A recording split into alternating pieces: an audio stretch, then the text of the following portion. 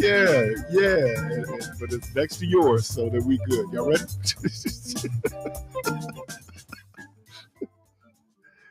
Good morning. Am I on? I can't hear myself. There you go. Good morning. Welcome to Community Voice. I'm like lady. Don't you hate when people do that? They don't adjust the mic. No, I was just looking at you acting like a rookie over there, man. Yeah, like you people. I love to see people struggle with the mic. But anyway, good morning. Welcome to Community Voice. It's Monday. I'm seeing all this green and gold. That must mean one thing. You see one green and gold. No, I don't. Jackie got on green and gold. Jackie got on the green and gold. That must mean the Packers won. Yeah, that's right. Not only did they win decisively. Yeah. But boy, don't we have those Jordan Love moments. Oh, my God. This dude is a heart attack waiting to happen, man. Oh, wow. And I didn't realize this. They play Thanksgiving Day. Yeah. At night. I'm still kicking people out of my house. You got to go home. You ain't going to be watching the game. No, you got to let them finish the game. No. We got dinner at 2. Y'all should be out at about 3:15. Carvey, watch this, Keith. Here we go. What do you mean, here we go? I'm about to ask you a question, man. I'm just saying, man. Why your mic sound so thin, man? You need me to put some bass on it? I'm good. And let me say something before you get into them. Yeah. Man, I was listening to Carvey. You got a pretty good baritone there, son. Yeah, that's. Oh, so you say it's production? Yeah, let me show you. Now, go ahead, Carvey. What were you saying? I mean, I do make music, so. Oh, he a musician. Do you hear the difference in my voice? Low, high, mid. Are you talking into the mic though, Carvey? So when so when you push up on a sister, how close is he to the mic, Keith? Is he very close? He got the distance. Okay, so how come we don't hear? Right? How come we don't hear any bass, man? What's going on? You I see you over there tweaking with the settings. This is what it really sounds like. Carvey, be here. No, I was gonna ask, because I asked Michelle and. She gave a roundabout answer. But Carvey, what time are you serving at your house? You know what? We usually don't have like a family tradition going on at my house. We just cook, we sound like my house back in the day. Yeah, we don't really do the whole thing. So it's no sit down meal, it's cook and just come grab your plate and but it's just like our intermediate family. It's just like me, my mom, my sister. Hey man, fix the rasp. What are you talking about, man? I got you. What is that? All right. And thank you, Michelle. You done we will never be able to use the N-word again this year. Yeah. Because you messed up everybody's quota. Just everybody. Yeah. Boy. So what time is dinner at your house, Keith? 2:00. 2:00? Yeah. And if things go, we should be done about 3:05. Wow. You just want to feed him. You don't even want to no small talk. No nothing. Just eat and go. Because you're not watching the game at my house. Will there be any libations? Well, my family's not we're not a big drinking family. So we really I thought it would have been nice to have a real good wine, but we don't, but all the nieces and nephews are grown now. Right. And when I see them, so are you saying they're grown now? I mean, that's when you should have the wines, but you're saying they do their own things now. I don't know what they do. I'm just saying, is it a big gathering for you or? It'd be our family. Our family is kind of expanded, but we like Carvey back in the day. Would be me, Mom, Gary, Francine. Mm-hmm. That was it. Or we would go by my grandmother's or my aunt. Mm-hmm. And so, as we got married, our family expanded. So. Mm-hmm. And we've had some strays come through from time to time. Strays? Yeah. What a way to define them. Yeah. Strays. Who's that? Keon? No, Keon, we invite Keon, and Keon was a no-show. He never show up. Oh, you ain't gonna let me come back. All right, man. So, hey, Francine, Keon is coming by. We done set a plate for Keon. I didn't see Keon until I get back here the day after the holiday. Now, Michelle, on the other hand. Oh, is that the stray you were referring to? But let me say this about Michelle. Michelle will help clean up. Yeah. She don't eat and run. She's very responsible. Responsible. There it goes. Should you help clean There up? it Is that a goes. thing? Oh yeah, She might- offer. You don't have to, but offer. But Okay. Michelle actually, she. What are you looking at me for? I didn't say it. That's him talking about strays. Go ahead, man, Michelle. You just boy, Mike you is hot. just Mike you Parris. smell the gasoline. You smell the gasoline. He What- always like come and try to act like he's a First of peacemaker. all, I just want to know, why would you define any guest of yours as a stray? let me be clear. First of all, it ain't no guest of his because it's not at his house. It's at Straight. Francine's house. Oh, So he ain't Wait, hosting wait. nothing. I can't even call you The what I want to in- call you. The I should have invitation, used them all up.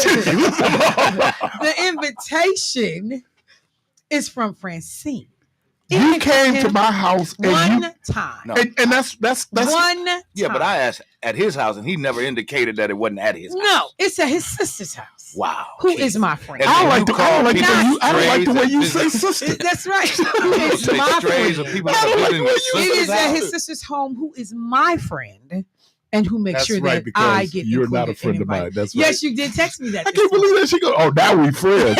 Yeah, me and Keith are really, really good friends. Oh, that's my God. Like, any chance she get to run me over? Now I'm her friend. Because food was involved. Let's come on now. Are Don't the ribs coming? I'm here now. What'd you say? Drop a by, Big T. Hey, bro. Hey, bro, You, I'm here. you did mention Yeah. that they were coming to Let's see Keisha. let's I see just couldn't believe how he just got to work that in there, though. Like, What's that? finesse that. Like, yeah, y'all ain't got no gift card for me. Oh, man. Ribs is going to Keith. Well, I guess we'll go to the next show. Yeah. If it don't happen here, I guess he'll try to get him on tab and smile. But I just want to be clear. Rhonda invites me and your sister invites me. You don't invite nobody. They have to fight me every time. Hey, think we should invite Michelle? Hell no, you should invite Michelle. I mean, What I told y'all and I about- know it. And I know it. And thank God Rhonda is management and overrules him. And I get to come every time. And she has favorite stuff that I like to eat. I still want to know where this strays come from, man. Strays. Can you list one person that's been there that you would define as a stray? Why are you? UCLA spanked South Carolina yesterday. That's a nice pivot. What a very, very political Yeah. answer. Well, it wasn't even a nice pivot. You just Just moved on. Just moved on. Keep it moving. Nothing to hear here. Nothing to see here. Keep it moving. Oh man, they got spanked yesterday. I don't know. I was watching Black College football. What did you think of the Packer game? Oh, Packers were great. Now, what's her name? Is it Noelle Ivy at Notre Dame? Oh man, Notre Dame. Those some stylish women. Those women all have NILs, and so there's 4 women who were hurt, and they were in LA. Dude, they look like that game had Snoop was there, Michael high B. profile. Jordan, huh? It was high profile. Right, Yeah. right. It was Yeah. high profile. So Definitely. anyway, yeah, Packers won. Bucks. Are you surprised? Am I? Well, you know how You it started. look so We didn't know. Crazy doing that. Don't do Dude, that again. dude, this is my allergies, You man. look, I'm talking about the Bucks. Don't Don't tell me how to that do again. my. do Don't that tell again. me how I'm a professional. Don't do, don't do that again. For the people at Check home on this out. YouTube, Check this out, we're Devo. sorry. So, one of the deacons of the church, he came up to me. He said, "Yeah, man, you be doing those shout outs for Nate Luckett." He said, "I be driving the hearse." So shout me. Yeah, he won his props too. What he say? When they get to that corner, Right. I didn't. Slow. It's about 2.5 miles. You hollering the wrong name, bruh. Oh, look, I understand. I'm just saying. I understand.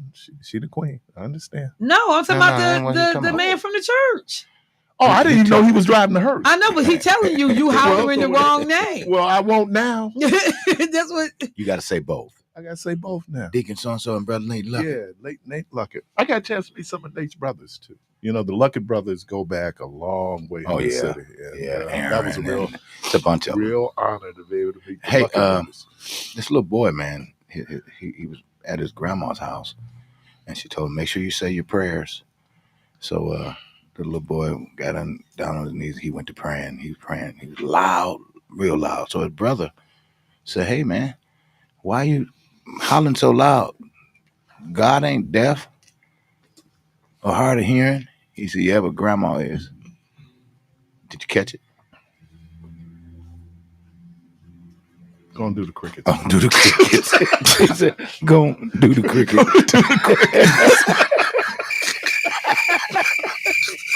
They don't always land. On purpose. keep the crickets on speed dial. On purpose. Do the crickets. So we were at the homegoing of Deacon Philip Barber there at Mount Zion Missionary Baptist Church, great man. And one of the brother ministers, one of his close friends, got up. And let me say this: with all the speaking parts they had, everybody was brief and to the point. But he was told he could go on. And so, we getting to the point now where now we got to stand up. It's time to shut it down. And so Pastor went up because, better from him than me. And Pastor went up and kind of touched him. And he said, I'm going to sit down. Then Pastor said, tell the story. So he get up and he said, I talked to Philip and Philip told me that just get up and tell it, man. He said that, and if Pastor get up and, put his hands, just brush it away. I said, he told you that because he wasn't going to be here. Wow. It was like the time I was at, I love funerals. I was at it. And sister, I think I told the story. She said that, her grandfather was at his favorite spot. She saw the car. So she said, okay. So he came out, he'd had a few. Mm-hmm. She said, I'll just make sure he gets home. And so she said, he drove home, pulled up in the parking lot, and I kept going. And I thought to myself, I'm glad he went home. Yeah. You're going to pull up in a driveway that you know nothing about, right? So that's the whole thing. Did you have this thing? Because I don't do this. I don't go by people's houses unannounced. No, it's not good. I do if they're my friends. Of course you would. I do. Even if they're my friends. If they're my friends, like on a holiday, oh, for sure. Because I already know what they're doing. So, okay. And they're not going to be surprised. But just in general, no, I don't drop by nobody's house. Drop by nobody's crib. I don't like Did that. you ever drop by your guy's house just to check in and see what they was doing? I ain't got to. I don't do that. It ain't necessary. Let's say you got to. I just asked you if you ever did it. I just said it's not necessary. I don't do that. It's not my forte. Care what you're doing. So how do you do your surveillance? I don't do surveillance. That's the point. Because I know there's some surveillance going on. There's just none. How do you? If you gotta do that, you shouldn't be in it. But you use Track My Phone or none of that. None of that. We're Rhonda called the stalker app. If you got to do those things, you're in the wrong. When Rhonda went to Niagara Falls, there's a tracker app she uses for her triathlons or marathons. You can track where she is, what her distance is. So I was able to track her all the way because they drove from Milwaukee to Niagara Falls. That's all when they crossed into Canada, and then come back. But that's the stalker app. She is so my hero. I love her. The stalker app, man. It just be like, man. And you were tracking her from Milwaukee to Canada. Mm-hmm. Well, and then here's the crazy thing. If something happened, how do I get there? Yeah, but you felt that you were assisting in some way by tracking her. Oh no, she thought it was important. She's the one that put it on the phone. I didn't do it. Oh, she set you up with it. It's not necessary. Have you Keith? Go ahead, talk strong. Talk strong and wrong. No, I'm just asking. Have you disabled it? Yeah. Sure you did, Keith. Sure you did. You know what? Look at Debo Davidson. Look at Debo. I don't know. Look, good. I'm glad you didn't see it. Look, Keith, talking about that's me dancing. He was getting down too. Ooh, he's much better than he me. looked like what's his name from Minnesota? Just Keith Ellis? Yep, he got his face. He looked a little bit like without the beard. He looked like Dumas. Oh, Tyrone? Yeah. Nah, you missing freckles Tyrone and all ain't that kinds big. Huh? Tyrone not that big. Tyrone got more ready hair. But I'm just saying, like that light bright. That dude white. Really? Yeah. Was he white? No, I think he was biracial. Oh, I like her haircut. Oh, I love her haircut. I love when sisters do that. Yes. What is all She got the head for it. Yeah. All right, so I'm getting ready to go. Are you ready to go? Yes, but before I do, you promise? Someone has sent me. Somebody has sent me something. They said, "Good morning. I wanted to share McBob's Bar and Grill has a free community meal for all on Thanksgiving. Ooh. It is from 10 to 4. And they gave me a link. Let me see if it's a registration or anything. Oh, they Nope. got great food. And I know McBob's. Keon loved McBob's. Oh man, McBob's. And so, because what was it? Tacos? Yeah, their tacos, which is Yeah, really a tacos. burrito. Yeah. Just huge. Yeah. Yeah. So they said the first year the event launched, they fed 45 people. Last year, which was in 2020, they did carry out meals during the pandemic. And then they now are feeding 300 people over the course of the day. That's awesome. Yeah, they do great food. Yeah. They also own, I don't know if she just sold it. The woman that owned McBob's just sold it. They also have Palomas, which is right up the street. Yeah. Now I don't know if that was part of it. And then they closed this one, Whiskey Haze. I don't know what Whiskey I saw Haze it, but was. I've never been in there. Right. It didn't stay open long. Okay. Because it was kind of a whiskey bar. Yep. Yeah. And you go in and try the different whiskeys and bourbons. But yeah, I think that I know she just sold it. And then Glorioso's just got sold to a group of people in Chicago. Really? Oh, really? Yeah, and they're keeping Okay. whatever You Glorioso. talking about on Brady? Yeah. Oh, the meatballs. Oh my god. Well, I just And always get the beef too. They do like Really? like Really shaved roast excited beef about the That's beef. right. and au jus. Oh yeah, that au is. They'll say au jus because they will have to ask Jermaine, how does he make his au jus? That's what Rhonda asked me. She said when Jermaine was in Friday, she said, you didn't ask him about his macaroni and cheese. I said, no. Oh, when JT came on and said it sounded like you making soap. I was gonna die. Like Granny got the big pot in the backyard making that lye soap. JT killed him. He was like, sound like you making soap to me, boy. I'm like, There was a sister at the pitch contest, and her whole thing was she does black hair care products. Mm-hmm. And she said, it's great for your hair. And, we're reading about the long-term damage of hair care products. Look at Debo. I'm sorry. Wow, that's Go ahead. You look like Fred Hammond, don't you? You kind of look like Fred, like a No, white Fred stop Hammond. it. a little bit. Tell your story. What? What you was just You saying. said somebody at the pitch competition. So her whole thing was black hair care. Right. And she said, but it helps you emotionally. It helps you spiritually. And me and Rhonda was going, so what you infuse that with? It's just hair, man. Weed byproduct. I mean, because the soothing, like the smells, because like, what is it? Rosemary makes you want to go to sleep or some mess. Okay. So yeah, I've got hair care products that like they suggest you use them at night because whatever's in them, it also What helps did you with use for sleeping. your bush back in the day? Or Bush. Yeah, that's what we used to call afros, bushes. Afro sheen. You use afro sheen? Afro sheen. You know what I used to use? Proline. Proline. There you go. Yeah. I love the smell of I Proline. thought Proline was like for Jerry curls. No. Was it? No, but the problem with Proline, it gave me a lot of dandruff. Yeah, 'Cause because of, you know. they had a lot of different products. But my mama knew how to take care of dandruff. Yeah, and so I didn't spray the What Afro was that? sheen. Sulfate. Oh yeah, of Sulfur. course. Ooh, sulfur. It used to smell so And bad. she take care. If you had some, she get the scratching.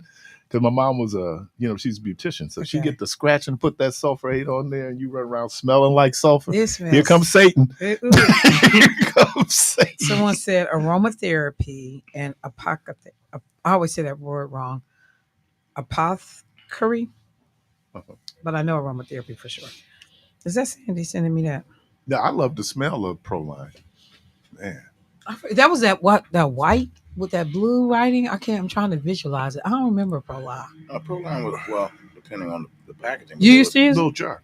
Well, my cousin used to work You there. used to use it? No, I I was had gonna had say. no need for it. When was this? Oh, you had good hair. No, hell no. Which That's is why it's gone. something else we could never say. We could never call black hair good hair, bad hair. My mama said heat and grease.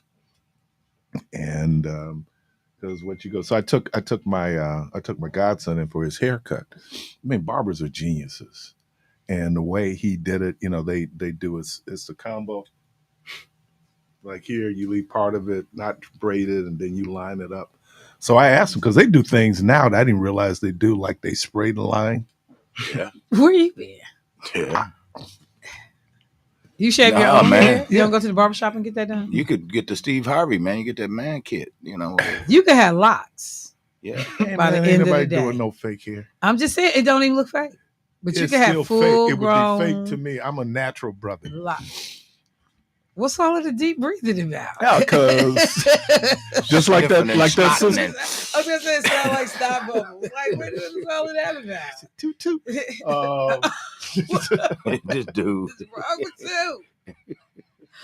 There's a meeting in the lady room. What were they meeting in the ladies' room to do, Michelle? I don't know, but I think you better watch your man. What? Because girl, he's doing it like nobody else can. That's what they was meeting about. Is that the meeting in the ladies' room? So they met in there room. so that I thought they was going in No. there to Be get. back one of them real is soon. snitching. Because Some I'm going. snitching going I'm on. getting ready to go clown. I thought they was going in the bathroom to get right. Oh, the powder. Well, why do I need to sing? I think you better watch your man. I got stuck on there's a meeting in the ladies' room. I never got the rest of the lyrics until you sang it. Peanut butter. I didn't know that song was about peanut butter. Keon go. They only mentioned peanut butter in the song 15 times.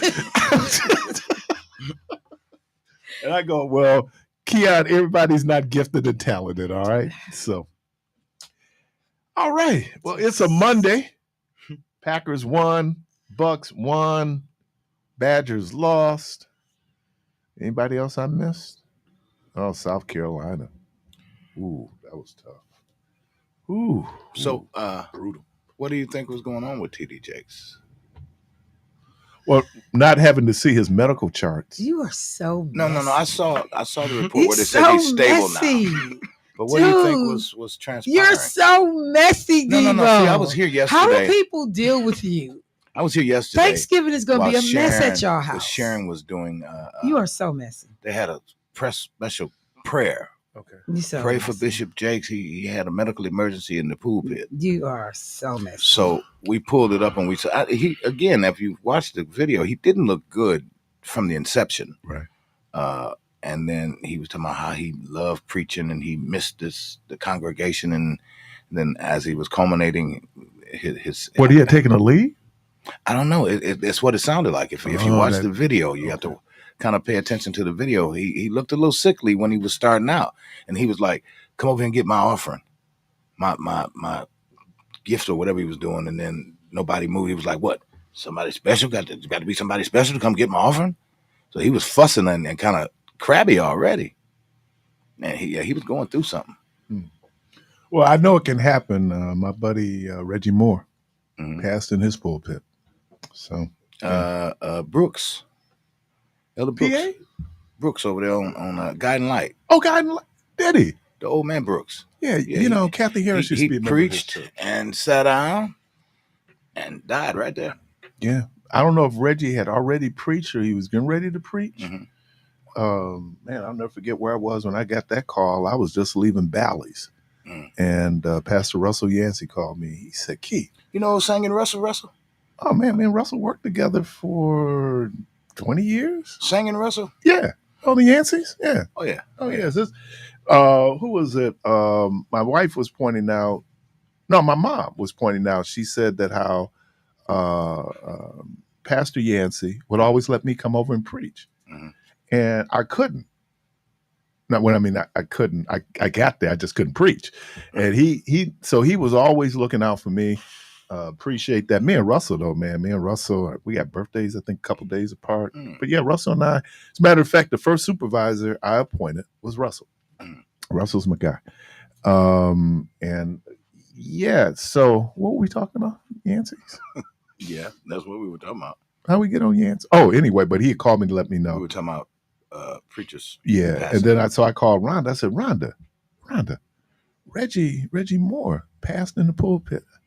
Rhonda got so emotional. Well, I didn't know. I ain't that close to him. You get all emotional. You awful upset about another man now. Yeah, but Reggie, he could preach, but Reggie was. Would you really say this dude as opposed to you? No, he the one talking about how upset his wife got about another man's passing. But he didn't go that far. He did.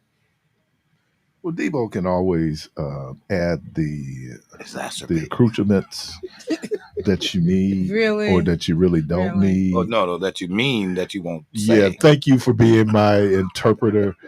I got. Go ahead. No, I just we were having a very vigorous discussion in Sunday school yesterday, and you the Sunday school teacher, right? Once a month. That's all they can take. Okay, that's all they can take. But this whole idea of how we don't need to translate English, because English is our tongue, right? It's our spoken language, so it's pretty clear. But adult Sunday school is just amazing. I call it the Great Debating Society. And what we can focus on in Sunday school sometimes is just amazing. It's just like, and I'm sitting there going like, I don't want to be a wordsmith on this. Really? You didn't want to be? Yeah. You live to be words. I know I do. You live to do it. I know I do. It's all I got, No one Michelle. believed you lying at church that I don't want to be worse. So is it worse lying in church or lying outside of church? In church. Why?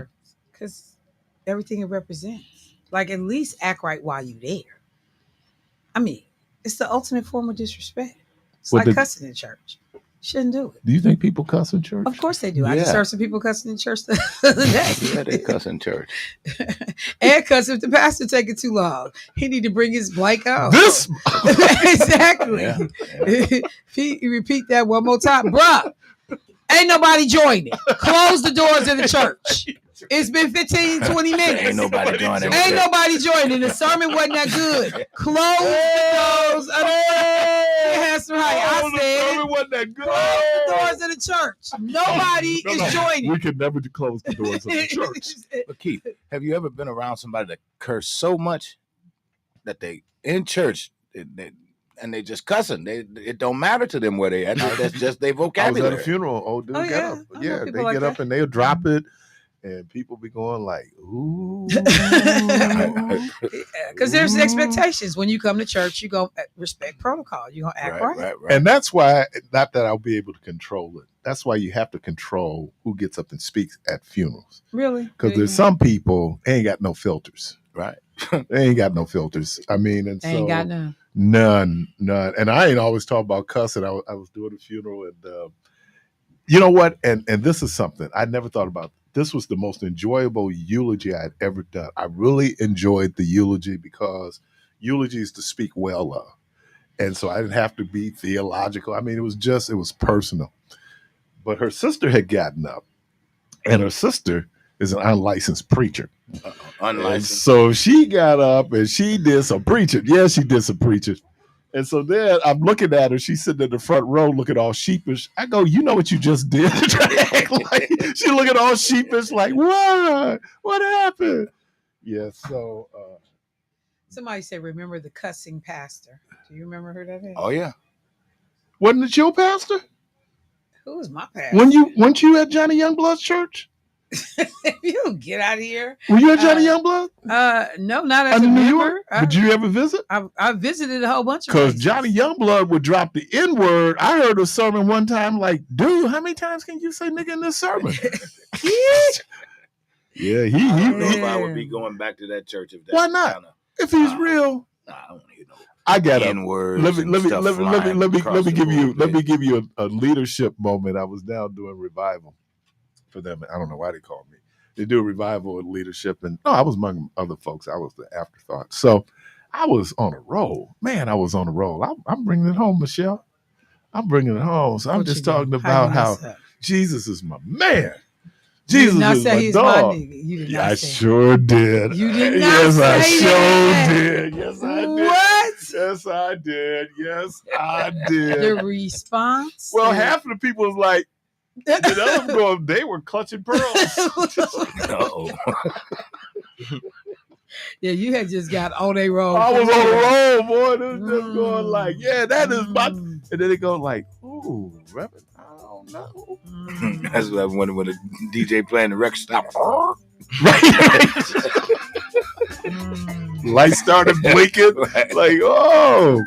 You're listening to Community Voice. Phone lines open, y'all. It's Monday, 414-444-5250, 414-444-5250. We're going to take a break. We'll be right back.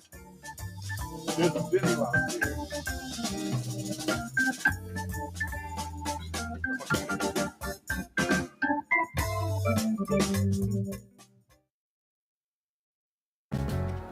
The holidays.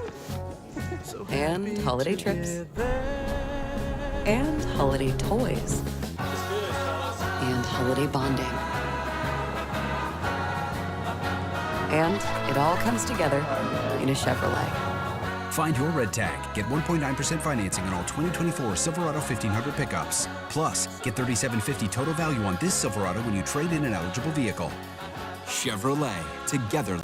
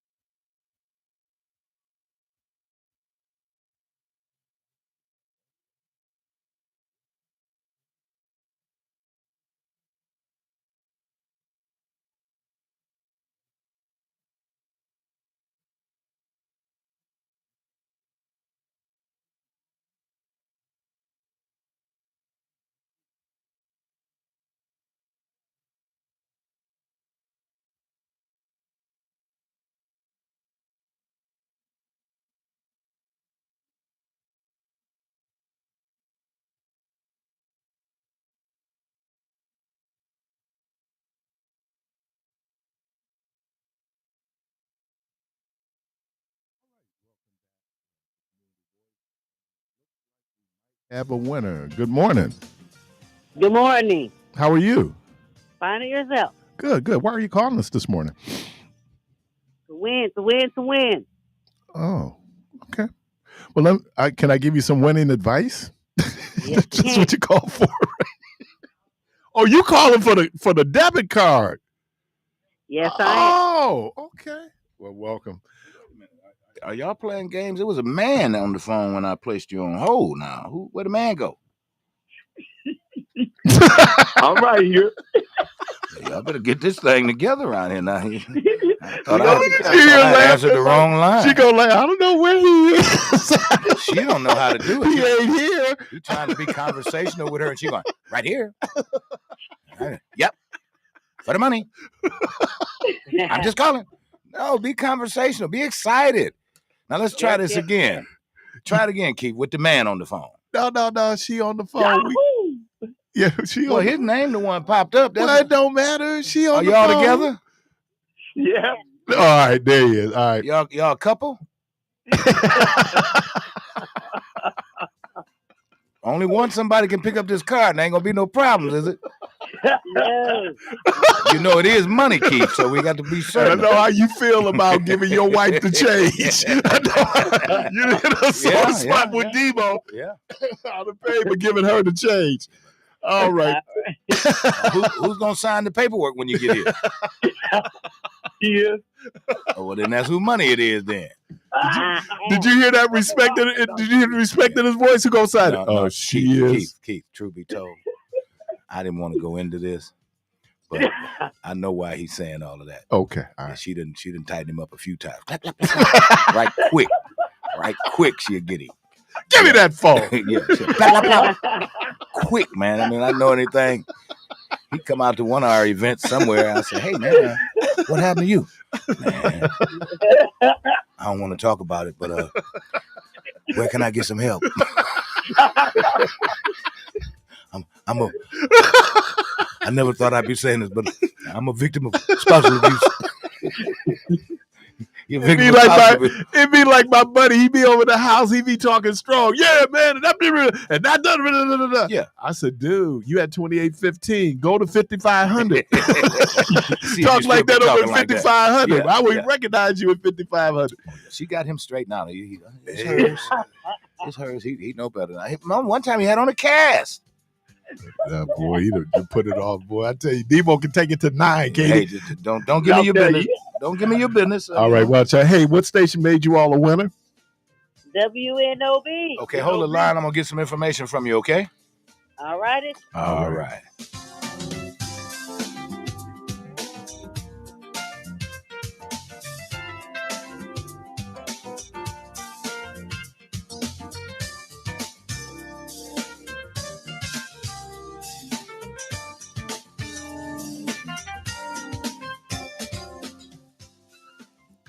All right, welcome back to Community Voice, and I want to thank everybody for listening. Again, the phone lines are open 414-444-5250, 414-444-5250. I haven't seen the video of TD Jakes. I did get the news flash that he had the medical emergency, but he's a big man, and so there's a lot that's we need to just be mindful of. I did so much salt this weekend, and I was beginning to feel it. And because I'm hypertensive, I'm hypersensitive to salt, and so just too much. And so I was able to kind of stabilize myself in terms of that. And then I walk in, and in our swag baskets out there, I saw these Planters peanuts. I'm thinking, oh my God, man, look at it. But I was able to say no. Because those peanuts was calling my name, man. I don't know what it is. So we're all good. So phone lines open. So yeah, I think that's the interesting thing for a lot of people. And I won't say especially religious people, but some religious people, they don't drink, they don't smoke, they don't do drugs. So then food becomes that thing that gives you pleasure. It's immediate in terms of how it just appeals to our senses, and then, before we know it, now we're looking at some medical situations. So I'm praying for the best for him. He's still a relatively young man. I think TD Jakes like 66, 65, 66. And so there's a lot. We talk about it every Tuesday on Be Healthy, Be You, that many of the conditions that we face in life, medical conditions, a lot of times it's lifestyle.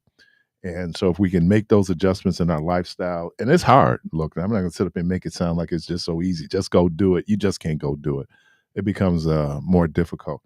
And so to be mindful, the different, which I think is a great thing, different healthcare entities are, in terms of their expanding their message, is really incorporating churches into it, because for a lot of reasons, but primarily it's our lifestyles and being able to make the adjustments, and it's like, one step at a time. It took you 30 years to gain the weight. You're not going to lose the weight in 30 minutes, so it's incremental. It's the patience and healing. I don't know if I was saying that there's a young man who does photography for Wisconsin Black Chamber of Commerce. And the first time I encountered him, he had just an incredible injury where he had messed up his back and his hip. And you could see when I first met him, he was on 2 crutches, but yet he was still out taking pictures. And that was about a year ago. And I'm seeing him now, and he's without the crutches. But he pointed something out, even as a young man. He was saying that you have to be patient in your healing. You have to be patient because you want to get back. If you've ever been sick, I know how it was when I had the stroke. I wanted to go back to the day before I had the stroke, 4 days after I'd had the stroke. The body is readjusting. The body is trying to heal. And sometimes it comes down to nothing more than rest. Rest. Allow your body to heal. And a lot of times we got things we got to do. We got to keep going. I can't be sitting around for 6 months. I got to keep it moving. But this was a young man. And so in that type of injury, if his healing took over a year and he's still healing, can you imagine for someone in their 50s or someone in their 60s? Or you hear about people in 80s and 90s or who will fall and break their hip, and how long it takes for them to recover. And sometimes those folks don't recover. So we just need to be mindful. We're coming up on a holiday. I know there's going to be a lot of good eating. That's that one day. That's the one thing about a feast, is that one day you can, just let it all out. Just enjoy yourself for that one day. The problem with us sometimes is we've already had that day. My mother used to say how when you were coming up, Thanksgiving, Easter, Christmas, maybe Mother's Day, those were real big family feast days. But now you can get that every day. I mean, you can go, you get whatever you want every day. That's the level of relative prosperity that we enjoy now, where you might have come from a situation where you didn't know what you were going to eat, to now you can eat whatever you want to eat. And so, it makes a difference, makes a real difference. All right, 414-444-5250, 414-444-5250. I heard Michelle, and she was, unfortunately, I couldn't make brainstorming Saturday. I was at a home going. And but she talked about this issue when it comes to Black men and maybe American men in general, but, particularly Black men. And, and I say for some folks, false hope is better than no hope. For some folks, I think that there was a level of false hope that Donald Trump offers folks, whether you're Latino male, whether you are a Black male, where, and I don't know, I never got the message of hope from him, but some people saw something in him where they thought that, okay, you should vote for him. And maybe that's what people are. I mean, this idea of hopelessness. When Michelle was reading the article and talking about these young men and how they there's not a lot of hope, and a lot of it's the environment. And when she was talking, it kind of, I've been doing public assistance for over now probably 35 years, 40 years. And so you get a chance to based on that demographic who would be eligible for public assistance programs, you get a chance to see a lot of the challenges. What precipitated, was it October 6th? Was that there was a whole generation of black men, of Palestinian men who grew up under the oppression, excuse me, under the oppression of the Israeli government, and it countered a certain it engendered anger, it engendered hopelessness, and so then you take look. There's no way, based on how Palestine is situated in Gaza and the West Bank, that militarily the Palestinians would be able to dominate Israel. But it's a shot, right? And then what you discover is then just the full force of the Israeli government and what then they're able to do. There's probably, and we probably have had it for generations now, a segment of particularly young black men who feel disaffected, feel a certain level of hopelessness, certain level, certainly the trauma that they experience. Look, all of us growing up has experienced some level of trauma, right? It happens for all of us, even in the best families. There's going to be some trauma. But when you're talking about that now, this just seems so normal, that the trauma just seems so normal for folks. And now they're coming up with coping mechanisms to deal with the trauma, because a lot of it they don't control. They had no control over being born. None of us had any control over being born. And then we need to have I look at it from this perspective, that we need to have serious conversations about telling people, do not have children until you're ready. Do not have children until you're ready.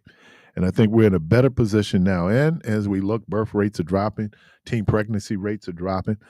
But that becomes the piece of it. And what I have seen, and this is where I get in trouble sometimes with people when I'm out teaching child support, is I say to people, I could care less about you. I could care less about her. I mean, I care about you, but the bottom line here is the child.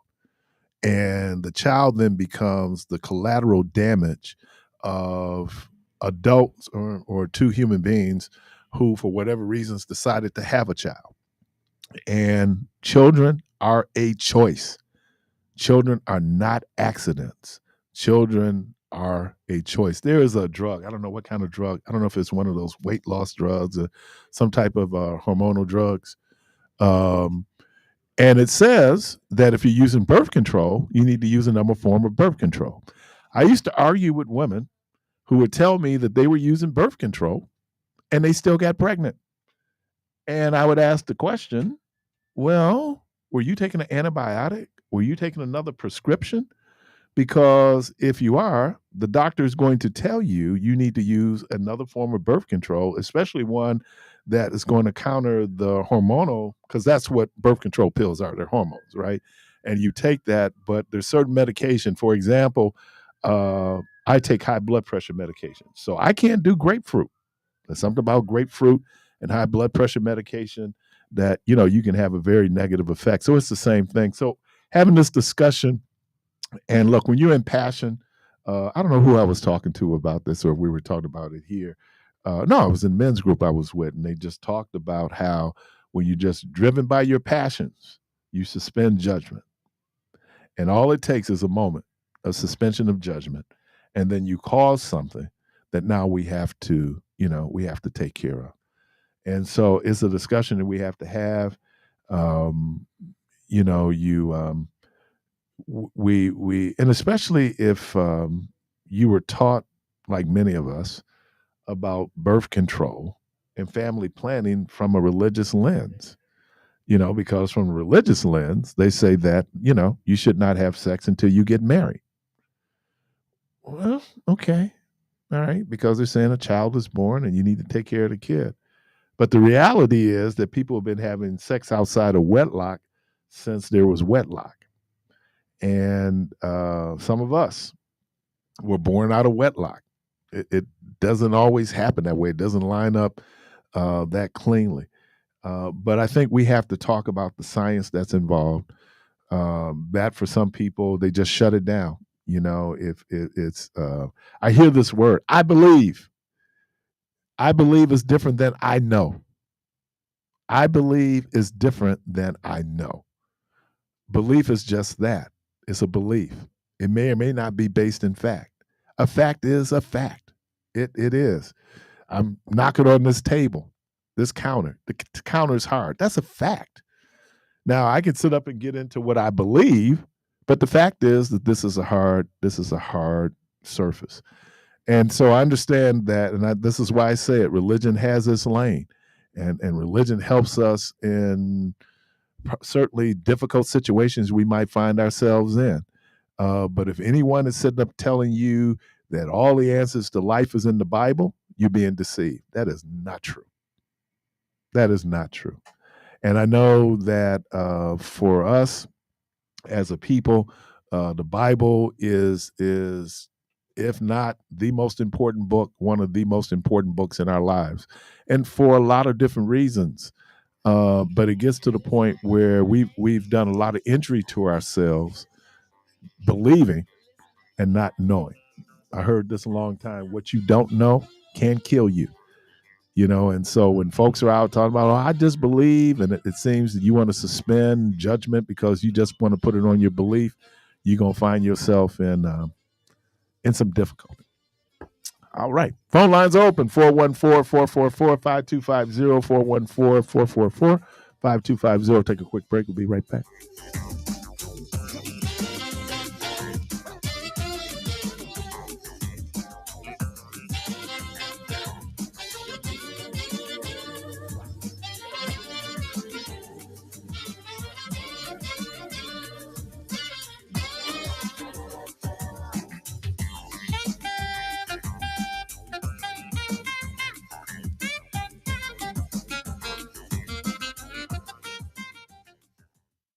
We are there in your community. Small business owners, mechanics, police officers, homemakers. And we are there serving our nation in the Air Force Reserve. When medical emergencies arise, in cybersecurity, when natural disasters happen, we are there in space. We are Reserve Citizen Airmen, and we are there with over 180 different jobs to serve your country. Air Force Reserve. It doesn't make sense that Popeye's Cajun-style turkey is this good.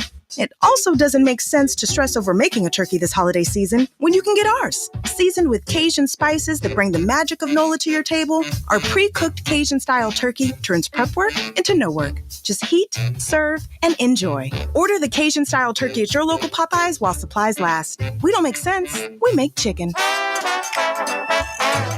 Turkeys are provided frozen and fully cooked, must thaw prior to reheating, limited time only. WNOV 860 AM and 106.5 FM.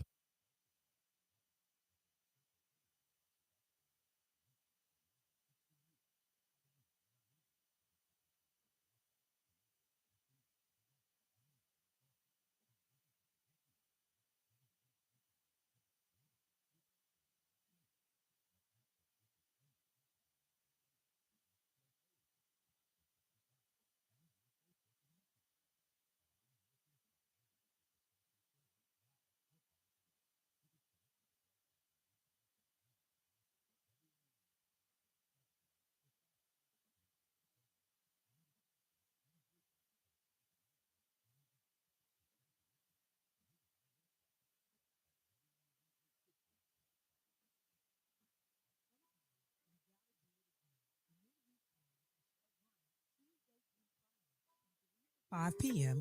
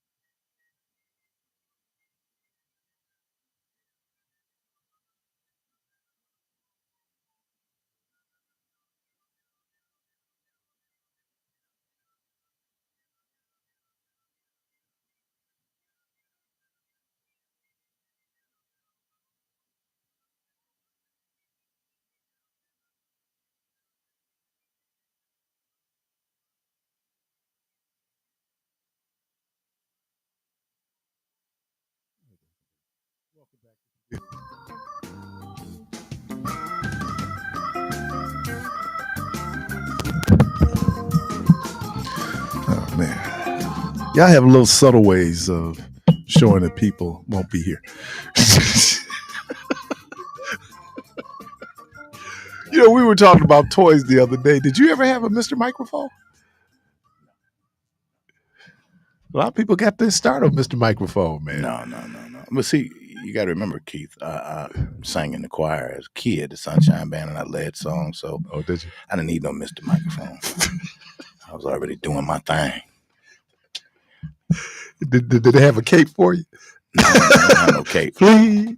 But I'll tell you this. Go. Keith, the very first time that I was supposed to lead a song, I got up there and I was lip syncing, and Big Sister Sunshine, Mother Artaska King, was singing my part, and I was acting like I was singing along with her because she was like helping me. Man, you talking about the worst whooping my man, she said, you gonna get up there and embarrass me like that? If you wasn't gonna sing, you shouldn't have told him you were gonna sing. I bet you'll be singing from now on. And I have been singing from now on. That good old whooping right there. I had a moment, and I'm gonna get to the guest. I had a moment. Oh, we got guests. Yeah, we got guests. But I had a moment where my sister, who was never really an athlete, but liked the camaraderie of being on the team, and she also liked buying the gear. Mm-hmm. So she was playing softball. And and this back in the day, I don't know why that seemed so far. Now we had to go all the way over to Grant School. It just seemed like it's not long now. So we go over, my mom goes, I go. I don't know if Gary's with us, so we go. And my sister plays in the 8th inning. Mm-hmm. Softball only got 7, so the 8th inning is for the scrubs, right? And my mother go, girl, you let me drive all the way over town, you ain't playing. So after that, I never invited my mama to a sporting event, because if I invited her to a sporting event and okay, ignore the woman behind the curtain. Is she with you guys? Yeah. So anyway, yeah. So I never wanted to be a situation where I was a disappointment or an embarrassment to your mom. So she didn't see me play a lot of high school. Is there any more people coming? I mean, I just saw some more people coming up the stairs. I didn't know. Okay. You brought the 2 buses. Got the whole cast, the whole production team, everything. Nobody's in the box office right now because they're here too. You know? I know you got a roadie gonna come in and adjust the mic, right? I love the dude, like you see a band and the dude who's responsible for the drumsticks, dude drop his drumstick, here come the roadie, got it. Anyway, we're joined in the studio, very, very fortunate to have in studio with us the folks who are doing Black Nativity. Is this the 8th one? 9th one? 9th one. Wow. 9th show. Mr. Antoine Reynolds Sr.? Yes, sir. Mr. Wanye? Antoine is the musical director and composer for Black Nativity. And Wanye is the artistic director for Black Nativity. I love this. So you do have a full government name. I do. I just use it sparingly. Sparingly. Only on the checks. Right, there you go. You go to funerals and you go, I never knew that dude's name was Keith. He was Pee-wee. 57 years. 57 years. They still call him Pee-wee. You can go. There's people I know from back in the day. I know you do. I still call them by what we called them. Mm-hmm. And now they're adults. They use it. I ain't Twan anymore. Yeah. Well, sorry, Antoine, but you was Twan when we was coming up. That's funny. Talk about what was the genesis behind Black Nativity? Antoine, since you've been here since the beginning. You know what? That's on you, man. He tried to make you sound like, man, since you've been here back in the day. Well, so I wasn't a part of this is my 8th of the 9 shows. So this is my 8th of the 9 shows that Black Arts has put up. Black Arts, wonderful organization. Shout out Barb Wanzo to the whole board. How old is Black Arts? Black Arts turns 10 this year. Okay. We're celebrating 10 years this year. Okay. So 10 years of the organization, 9 years of the show. And in 2015, they put up the first production of Black Nativity. And then I got brought in 2016 to do the music and so forth and so on. So I think it started as a creative outlet for the community. Yeah.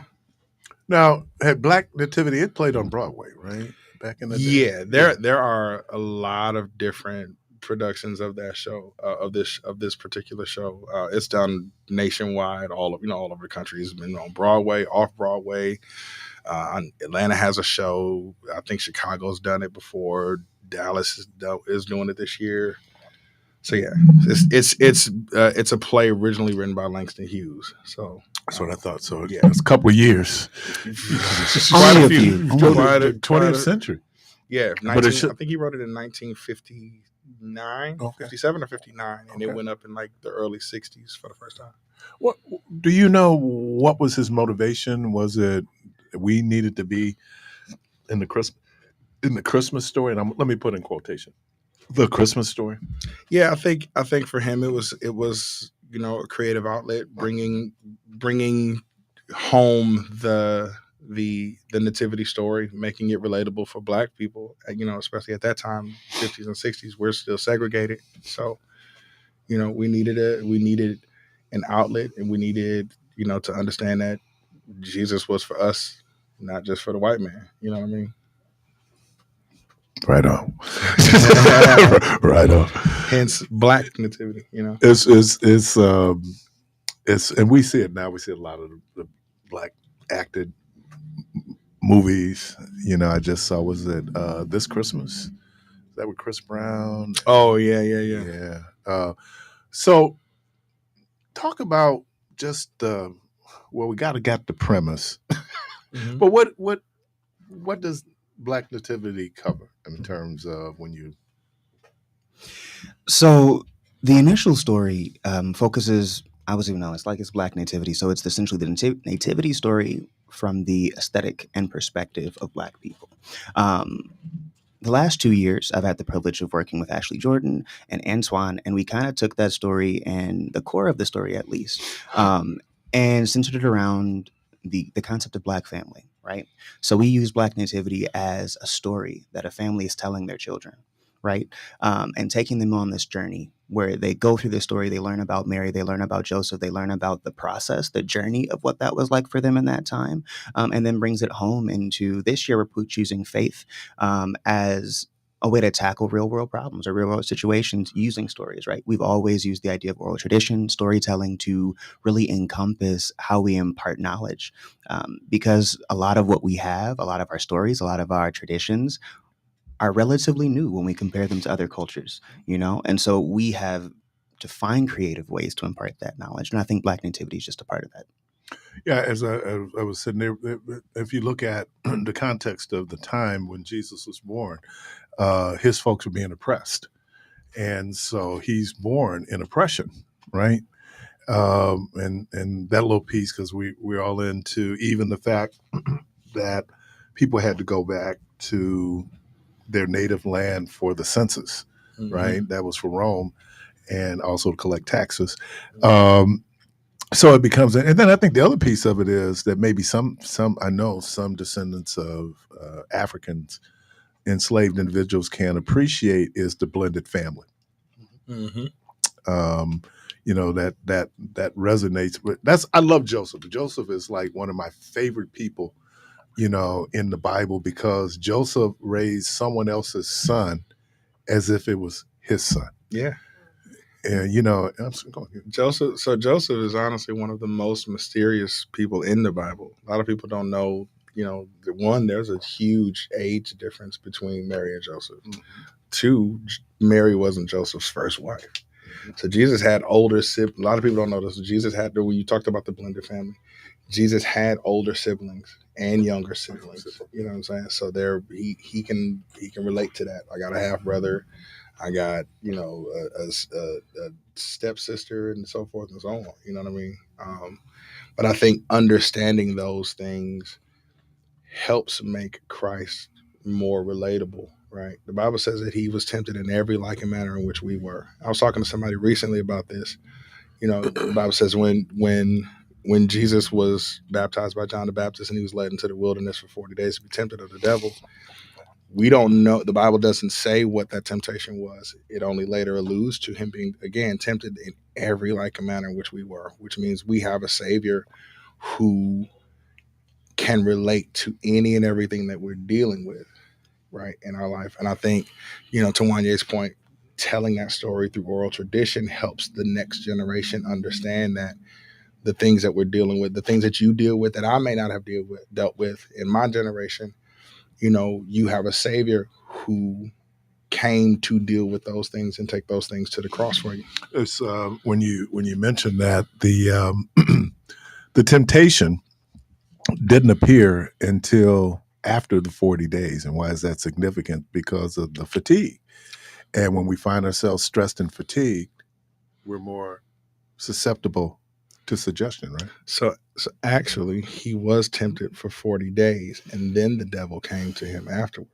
Okay. So he went through a 40-day tribulation, temptation, hungry, and then the three conversations with him and the enemy, and it was, but to your point, it was because the enemy knew then he's been beaten down by all of these temptations, exactly, and so now I can it's easier to win him over, right? Because going into that situation, he had just been baptized. God came through and, put the stamp of approval. This is my son in whom I'm well pleased. So you have this strength.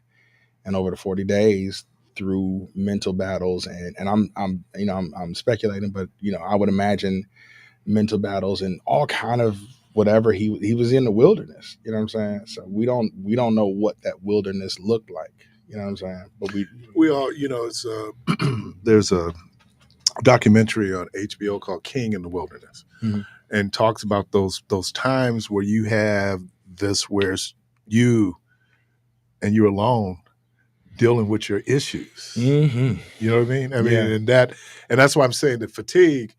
I had a mentor who said that when fatigue sets in, habit takes over.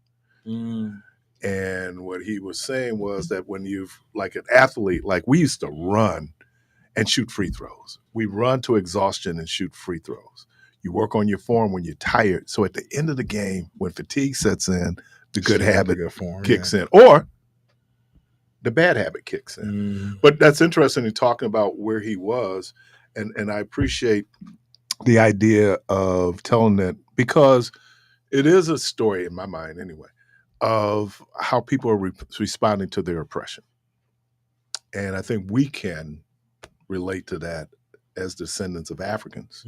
I mean, your folks are Jamaican, Caribbean, we're here, but how do you birth hope? Ownership.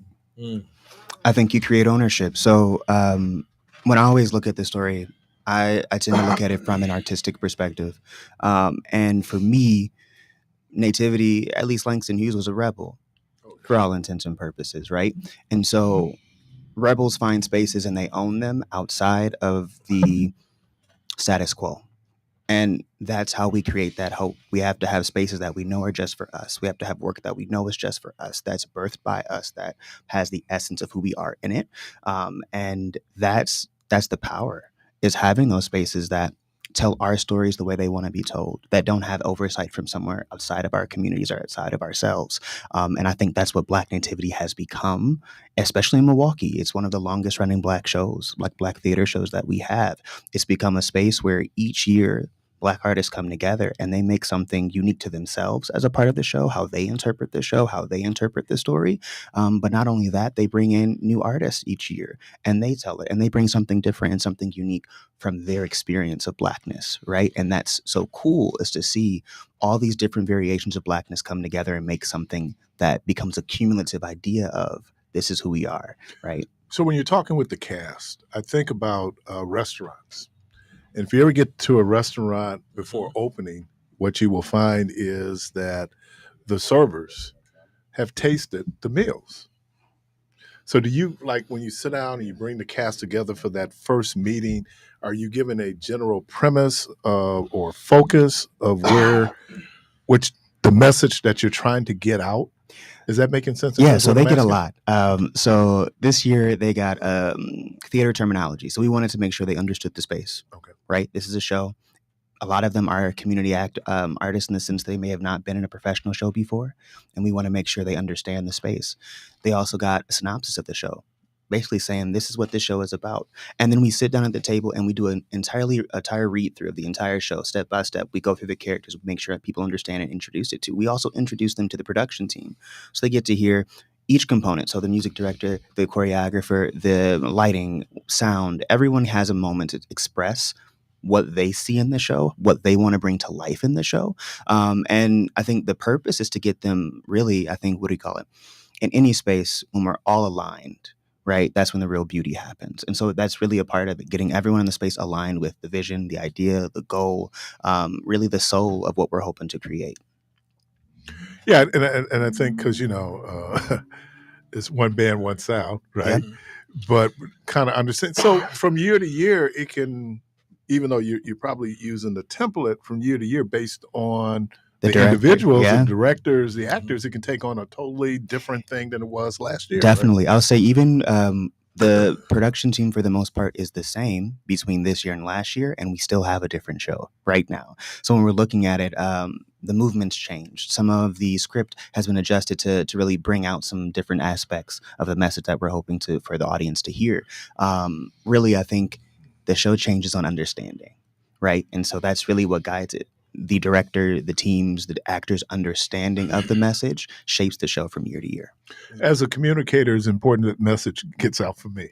So when you say maybe define what you mean by understand it, because when you said that kind of stuck out. So I always think of understanding as cumulative. It comes with your life experience, right? That kind of shapes your perspective of the situation. And so when we're looking at this show, how it's written, the story that it tells, from the director's standpoint, it's their understanding of Blackness, it's their understanding of Nativity, it's their understanding of struggle, it's their understanding of family, right? And so for them, that show is going to be entirely different. That message is going to be entirely different, especially as they relate that to the cast and how the cast receives it, right? So when we're looking at, when we think of method acting, it's based off of experience. You go and you pull on your life experience to bring that out and show that to someone else. And everyone's life experience is different. And so their understanding of a message, their understanding of love, right? Every person's understanding of love is entirely different based off of how they've lived it, who's given it to them, how they've received it, right? And that ends up showing on the stage, that shows in the actors, that shows in how the family engages, that shows in how the angel sings, that shows in pretty much every component makes it unique, right? So every year it ends up being this unique experience because everyone is bringing something different to the production. Antoine, I think to that point, as he so graciously pointed out, I'm the OG of the show. And so I've been blessed to serve alongside three phenomenal directors. My cousin Malkia Stampley, she brought me in on the show in 2016, and she directed it up until 2016, 17, and 18. I directed 19, and then when we came back from the pandemic, we had DeMonte Henning for 2 years, and then now Ashley Jordan for 2 years. And it's wonderful to see, to Wanya's point, every director's view of Blackness and what they bring to the vision of the show, and how they choose to express it, and then culminating that with the actors. And so for me as a musical director, one of the things that I do, we joke about it, but I always tell the actors who have been in the show before, like, if you've heard this arrangement, you still don't know it because I'm going to create. Because even from a vocal texture point, like, I can hear things in the room that spark creativity that will cause me to have to change how an arrangement goes, and so that allows for this show to become something living, right? It's not a static show. And I tell people all the time, if you've seen it before, you still want to come and see it again because you haven't seen it at all, right? So yeah. Got a caller? Caller, welcome to the program. Good morning. Hello? Good morning. Can you hear me? Yep. Hey, Keith, you made a statement the other day on your program about Einstein's theory of white men and their privilege or something like that. And I was trying to get an understanding of what that was. I forgot how you had it. Okay. I can do that real quick, right? No, what I was saying was that it was after Michelle had read the story about the birth of the Hebrew people and how maybe some of this, based on what we've been taught, may or may not be factually verified. And I was saying that Einstein had said that he didn't think that Moses was a Jew. That's all. It was nothing, no big. That's what I was talking about. He had some different senses of what it was, but that's what I meant. But you had made a statement, and it kind of stuck in my head about how Einstein said that something about the white man was his man. I can't get the words out of my mouth, but it was really interesting what you said. Oh man, That well, thank you for attributing. I don't remember saying it, but okay. Well, thank you, boy. All right, man. Well, appreciate it, man. I'll kind of pick it up when I'm finished with my guest here. We can come back to it. It sounded like you were describing jazz, man. A little bit, yeah. So this show, we touch a lot of different musical styles. There's jazz, there's straight ahead gospel, there's blues, there's R&B, there's some old school hip hop. The second act is I told the cast yesterday, the other day, the second half is church and trap. And there are literal songs where we'll go from old school, everybody clap your hands, to some 808s and some, so yeah, it's interesting, but it's fun. I enjoy doing this every year. Like, Wanye was talking about the how we bring this cultural piece in, that and I don't know how much of it is the adaptability of human species. We adapt to our environment, but there is something unique about our swag. Mm-hmm. That's that ownership. Okay. Anything we touch, we own. We find a way to own it, right? So my background is in dance, and when I was growing up, there was this idea that Black dancers really didn't do contemporary or ballet, or what we would consider Western styles. The funny thing is, foundationally, a lot of the styles that are done in America have influences from Black culture, or we've influenced in some way, or we've added to and shaped and changed how it's currently done, right? And so when we talk about what is Blackness, what is this thing that we kind of, it just feels so like fluid. It's hard to always describe, but that's because we've touched and owned so much and brought it in. Pretty much anything we've touched, we've incorporated into our culture, and it's grown, right? And I think the way we've done Black Nativity demonstrates that, right? We touch a little bit of everything. We have ballet dancers in this year's show. We have contemporary dancers. Like he said, we have jazz, we have trap, we have, classical inspirations. We have old school jazz. We have new school. Like there's a little bit of everything in there, because those are all things that are a part of our culture and that we've touched, whether we know it or not, whether we remember it or not. But the other part is we're all across the country. And so Blackness has been influenced in pockets, right? The LA Black is different than the Texas Black, which is different than the Washington Black, but those are all parts of our culture. And so when we go and look and we find different ways and who we are in different spaces and bring that back, we get some really cool stuff. But even though it's different, it's still recognizable. But it's still recognizable, and we know it, and we see it, and we can catch those pieces of ourselves. In there's a fingerprint in the DNA that's undeniable, right? And I would even argue that goes back to our ownership of everything. If the creation story takes place in Africa, then don't we already own everything anyway? You know what I'm saying? And that's a different conversation for another time. Well, but it's a great point. I was listening. And we see this representation here. They were saying that internationally, even though I think Black is a problematic term, and I won't get into all the sociology and everything around it, but it's the word we got. And they said, though, internationally, if you say Black, they say American. They don't say Jamaican. They don't say British. And I think part of that is the unique cultural tapestry that we've created here as descendants of enslaved Africans. I agree wholeheartedly. Yeah. We made something new. Yeah. Right. And we talk about jazz, we talk about hip hop. Right. And those are us. Right. And it's so unique in the sense that I think what slavery did, and it's a kind of like a painful topic to talk about, but it separated us from everything else. And in a good sense, we lost all of that. And so what we made was new.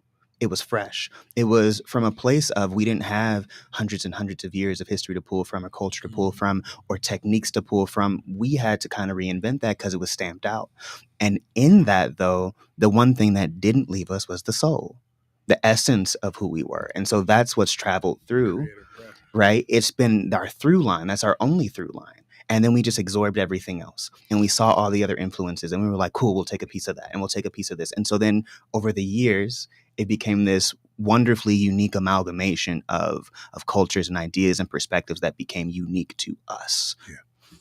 And it was basically like starting from scratch. Yeah. You know, that you're right. It was, there is, go get biblical here for a moment, when during the Babylonian captivity, and they talked about how they were by the river. And the oppressor wanted them to sing Hebrew spirituals. And they said that, how do we sing a song of joy in this strange land? And then somebody said, but when I thought about Zion, I thought about home, I think that there was someone who came over who brought enough home with us, right, that we can still do home. Mm. You know, I mean, is that making sense? It does. I would even take it a step further, right? So in the book of Genesis, you have all of these chapters of, all these verses of God creating, God using his breath, his word to create. He created light, he created the earth. He did all of this creation. He did all of this work with his hands in creating. And then the Bible says he formed man out of the dust of the earth and blew into him the breath of life, right? And then man became a living soul.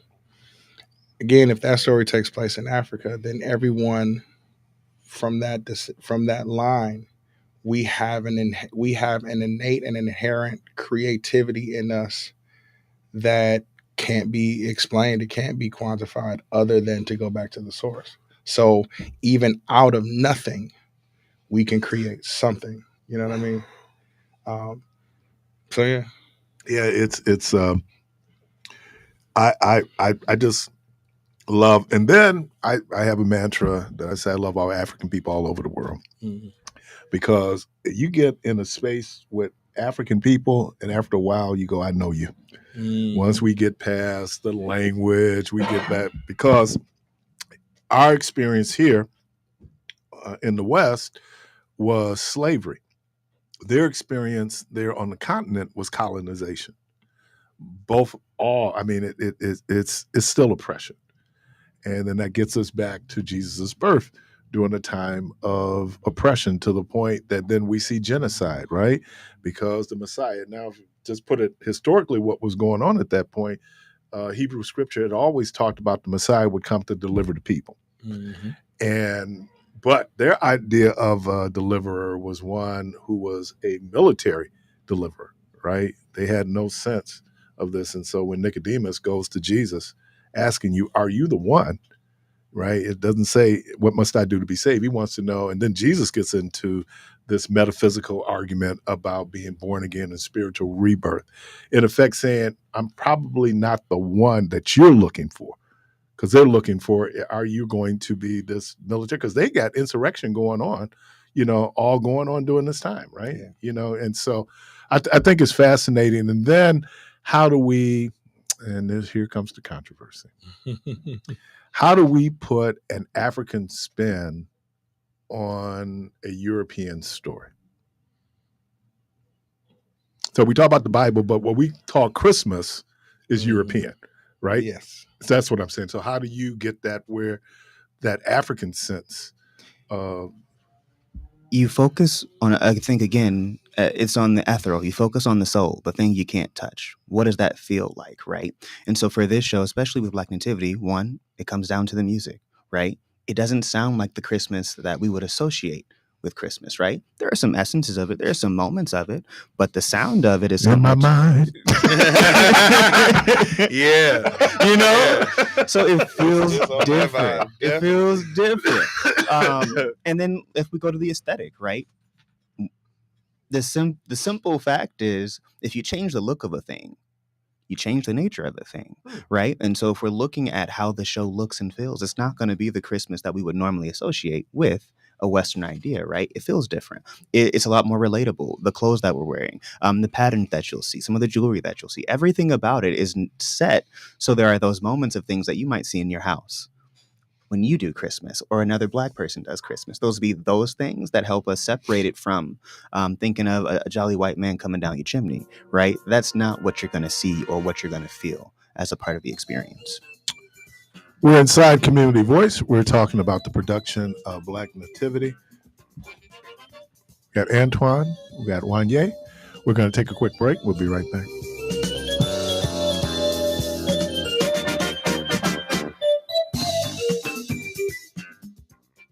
WNOV 868.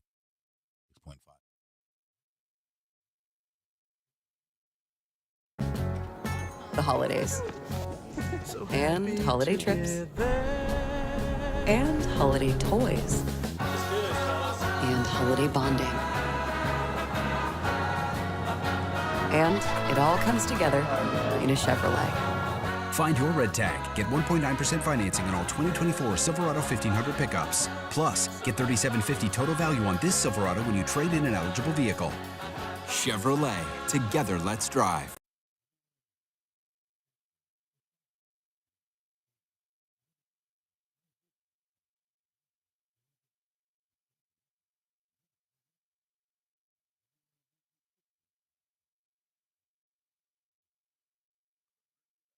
We know that, with people that, and this is a big thing now with isolation, especially with men. A lot of men are isolated.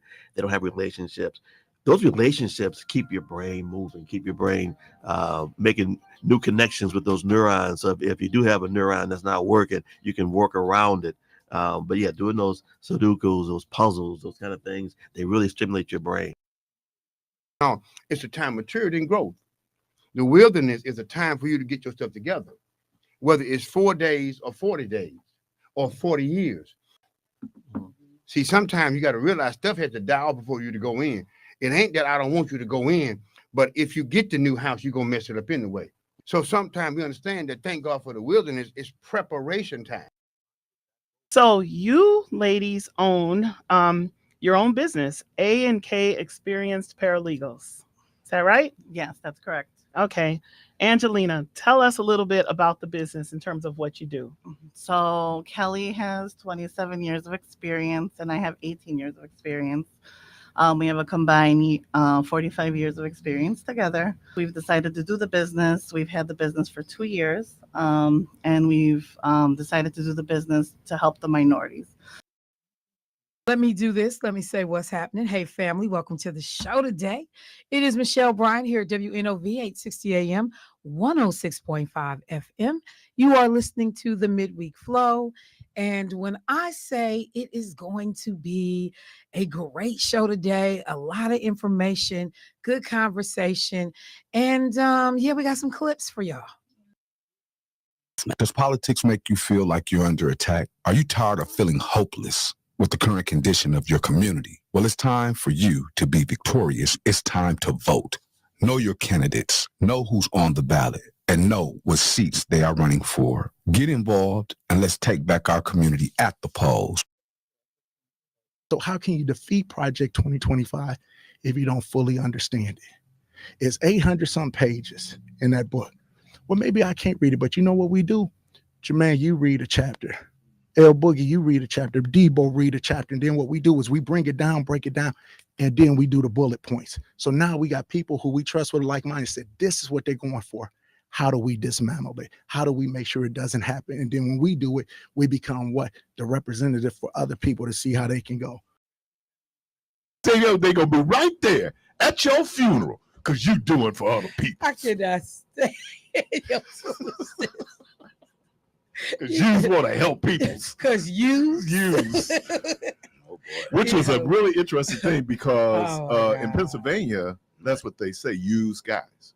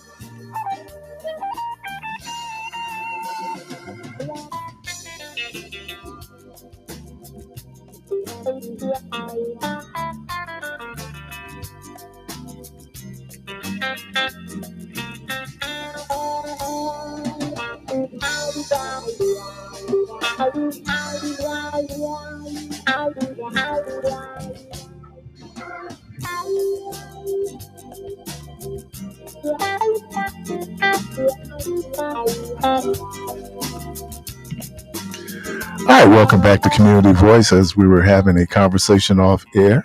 But we were talking about Black church. Yeah. And historically, the importance of Black church. And so when you do something like Black Nativity, that's part of Black church movement in America. And so I appreciate that. What is the run of the show? December 6th through the 9th?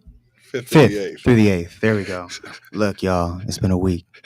Yeah, we opened Thursday, December 8th. Jesus. Thursday, December 5th. It's been a week, Okay. That's what messing with you. See, that's what I get. No, we opened December 5th. Thursday. Commercial just ran, man. Y'all wasn't listening to you. I was, but you see, I had something else in my, I was talking in my mind. just to be sure, I will run the commercial again at the end of the interview. There you go. Just in case they got the information. So you know when to show up. Thank you. Looking out for us, man. Good luck. When I got the punch in. Yeah. What when you look at it just artistically, what do you get out of it? Ooh, so okay, that's fun. What I get out of it is an opportunity for Black artists to show range. I think that oftentimes we are limited in the capacity of how we're supposed to express, how we're supposed to emote, and what we're supposed to be on stage. And this show kind of provides that opportunity for us to be seen and I think a more holistic view of what we bring artistically, what our presence means on stage, and an opportunity where we don't have to, or we don't have to fake. We don't have to be something we're not. We don't have to be what we're expected to be. It can just be pure art. It can be pure vocals. It can be pure dance. It can be pure acting. Artistically, like I said before, I think Langston Hughes was a rebel. And so he created something that didn't feel like what people were going to expect it to feel like when we think of the Christmas story, when we think of Nativity. And I think that just continues now. I think that's the beauty of, like I said before, of why it's so fun to see new directors, is because each one artistically makes a decision that they don't have to be something different. They don't have to, what do you call this, change themselves to the space. The space changes for them. Right. How important is it that you bring young people in to have this exposure? Oh, extremely important. I think that's essential.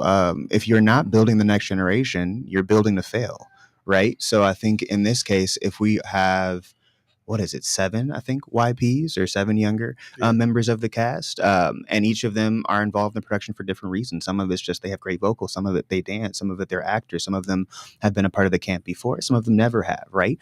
Some of them come from other artistic communities. We have someone who works a lot with the Rep who's a YP, and she's here with us this year, right? I think there are some really cool moments of they need to be around artists who look like them and sound like them and behave like them and have cultural resonance, right? I use that a lot, but they need to resonate with the space they're in. And I think that's really important, especially artistically, before they go in other spaces that might not be for them, right? They need to be able to have a space or have an experience that grounds them, that idea of home that they can always pull on and remember, like, I know who I am. And they don't have to feel oppressed by the space because they know who they are, because they were allowed to be who they were in the space.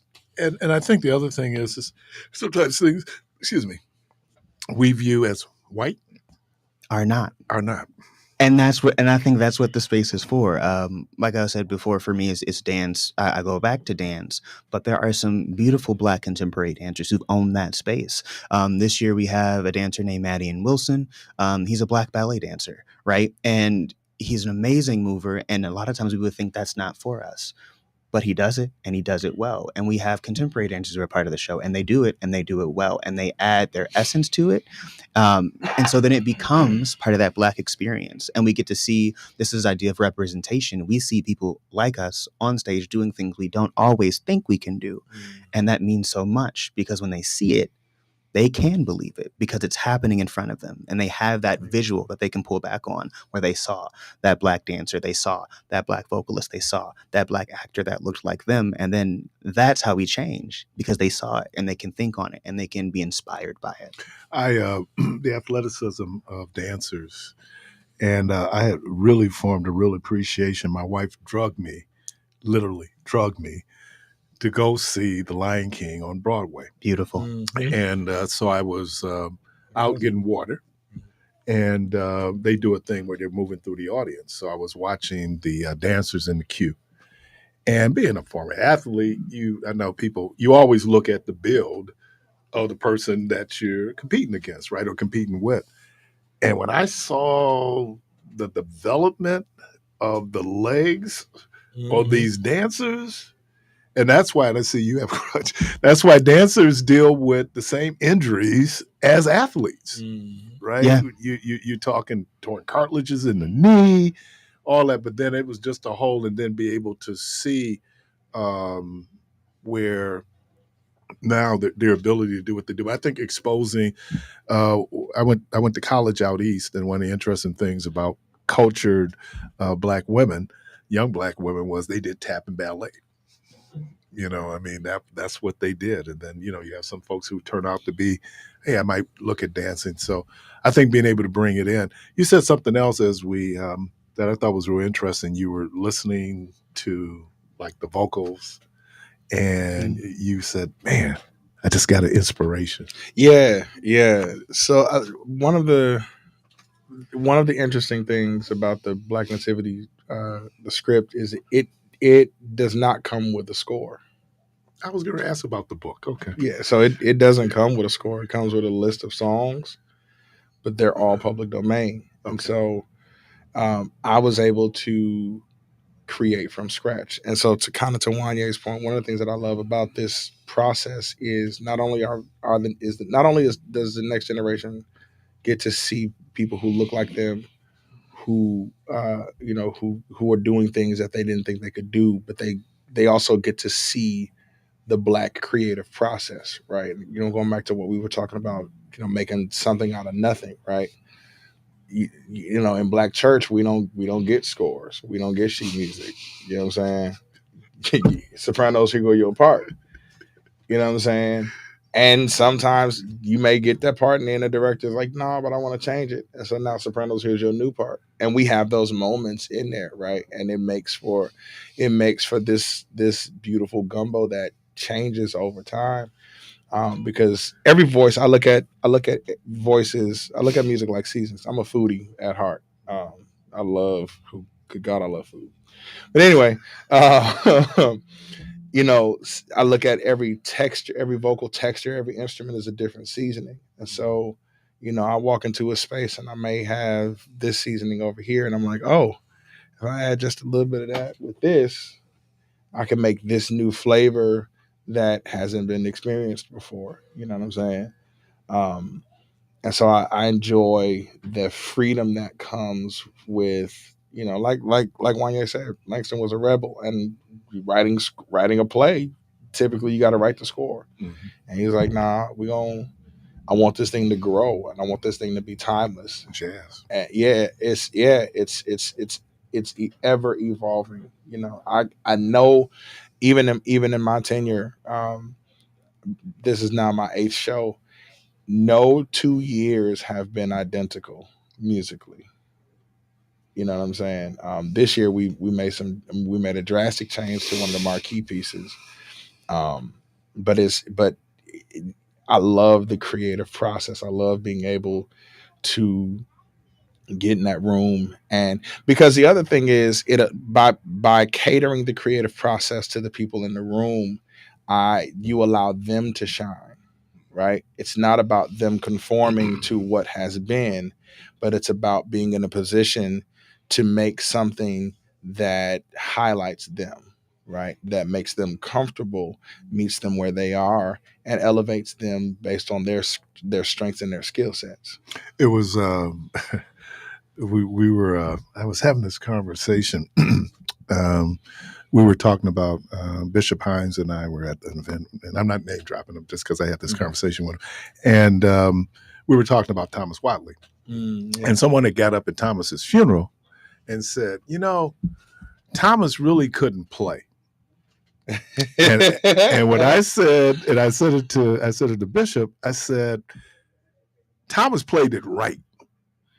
Yes. And I said to Bishop, I said, because when you look at our music, theoretically, it's wrong, right? Mm-hmm. But that's the beauty of it, because it goes against, as you talk about, that foundation. So when he said that, I was going, no, Thomas played it like it was written. Yeah. We're the one that, as you say, add the flavor and do all of that. Yeah. And then some people would say, well, then that's that. And I may be wrong, is not. But and Bishop was going, yeah, because that's the creative piece of it. I hear this note. They were talking about, I don't know, somebody was talking about jazz and Coltrane. He said the thing about jazz musicians is they can find all these notes in the note. You don't even know the nuance of the note. Mm-hmm. And so to be able to do that and have the flexibility, be able to go like, hey, you know what? This is going to fit with this. Yeah. Yeah. That was, because it is, we're supposed to do it this way. There's always someone, because as an artist, you hear and see things that most people don't. Yeah. But that's the beauty of art. You learn the rules so you can break them. Yeah. That's what my poetry teacher told me. That's I was trying to freestyle. He said, Mr. Parris, a building is as good as its foundation. Get the basics and then freestyle. And then do whatever you want to do. Right? And so that's really, and I think it's funny because a lot of the Black community hasn't had that opportunity to have a lot of extensive training, right? Mm-hmm. So we get some of those like bare bones, and then whatever else is pure creativity, ingenuity, and that's what makes it. Mr. Antoine Reynolds. Yes, sir. Can I do the whole name, man? Go for it. All right. It's Mr. Wanye Leon Frazier. They're here for Black Nativity. That's going to be held where? Marcus Center, Vocal Hall. Vocal Hall.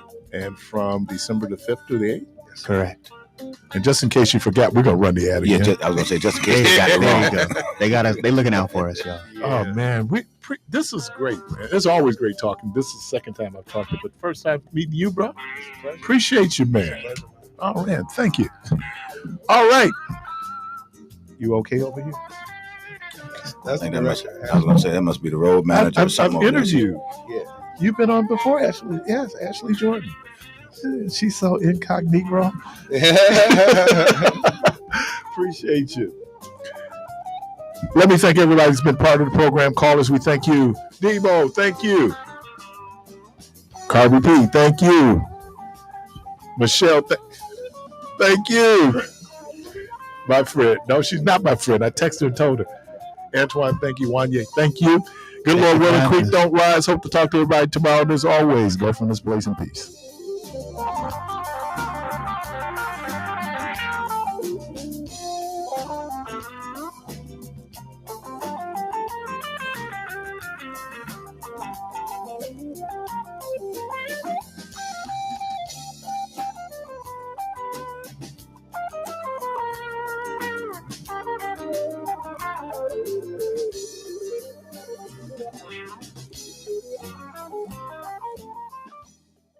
Hey Milwaukee, everyone's favorite holiday tradition, Black Nativity by Langston Hughes, returns for its 9th annual musical production celebrating the power of the Black family. It runs for 1 weekend only from December 5th through the 8th at Marcus Center's Wilson's Theater. So grab your family and friends and join us downtown for a holiday classic like you've never seen before. Get your Black Nativity tickets at blackartsmke.org. That's blackartsmke.org. See you there. Missed your favorite show? Don't worry, we've got you covered. Catch up on all the action anytime, anywhere. Just head over to our Facebook and YouTube pages to watch and listen to shows you like Say Something Real, Community Voice, Be a Voice, The Difference, Money Talks, The Midweek Flow, and so much more. Simply log on, sit back, and enjoy your favorite content on your time. That's right, never miss a moment. Follow us on Facebook and YouTube today. Your show,